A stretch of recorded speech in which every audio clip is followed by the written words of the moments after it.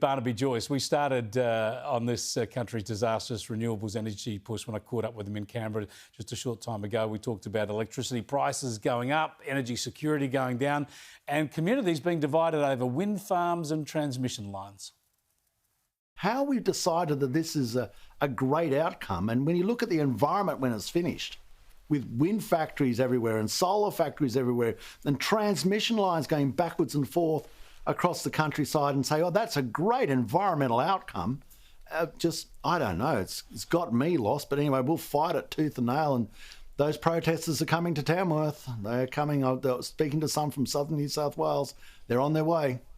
Well, tell us about that. Tell us about what's happening in Tamworth and the way that some people who have transmission lines are going to be built on their land, they're going to get some money out of it, are running, of course, into opposition from their neighbours.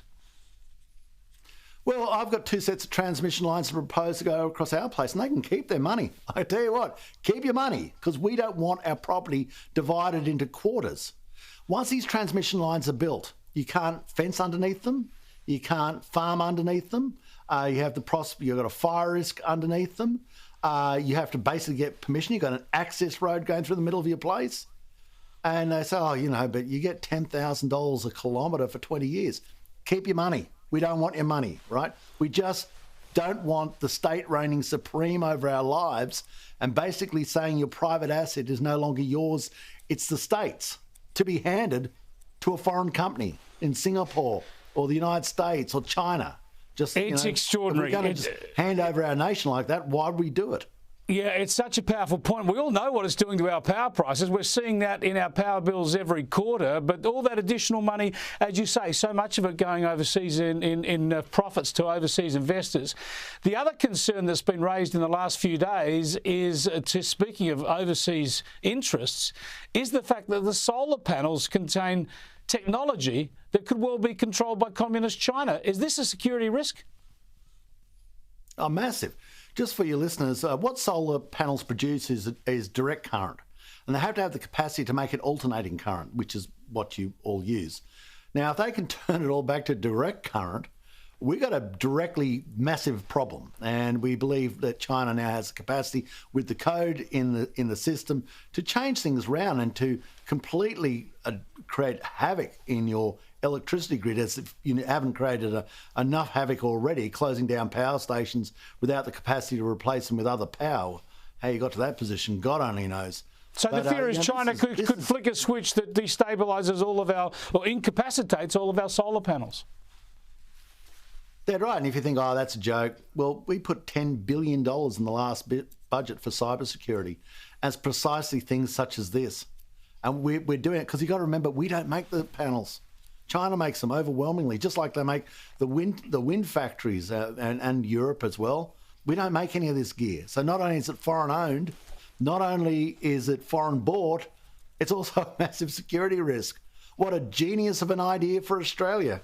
I mean, how did we get ourselves in this position? And still you have people like Minister Bowen charging around the dispatch box with that smirk on his face, saying, oh, it's never been better. The power price is all going to get better in the future. And he actually thinks that's a virtue, these wind factories. People can't stand them, Chris. They can't stand them. They can't stand the solar factories, the wind factories, or the transmission lines. And he does a very good impersonation of one of our AUKUS subs. He sort of pops up out in the country without anybody knowing and then quickly disappears and gets himself back to Sydney. Yeah. Look, it is the greatest act of national self-harm in our history, and we'll keep on it on this program for sure. But while I've got you, Barnaby, I want to get your thoughts on The Voice. There's no use pretending, is there, that the coalition now isn't out to defeat The Voice as a political ploy to severely damage Anthony Albanese and his government? Well, I don't see that. He might damage himself, but we've always held the hand out and said, look, if you want to get a referendum through, then have an honest negotiation with Peter Dutton, with the coalition, to come up with a question that we will get yes. I mean, the thing about this is you had a noble application for recognition and then stapled a whole heap of other things to it. And then at the start, sort of, as we go into this constitutional marriage, We're going to be told the information as we walk out of the church, not into the church. And we've got to know everything before you walk in, not on the way out. It's too late. But once you decided to oppose this, it becomes your political imperative. As Phil Curry quoted in a text message on the weekend in the Australian Financial Review, a coalition figure telling him that we can't win the election unless we defeat the voice solidly. We need to defeat it to get the election, to get to the election starting line. And that's it now, isn't it? It's a partisan political imperative. Well, Chris, I think that it might be an outcome, and I'm not going to argue with you with that. But I don't think it was ever the imperative as we went in.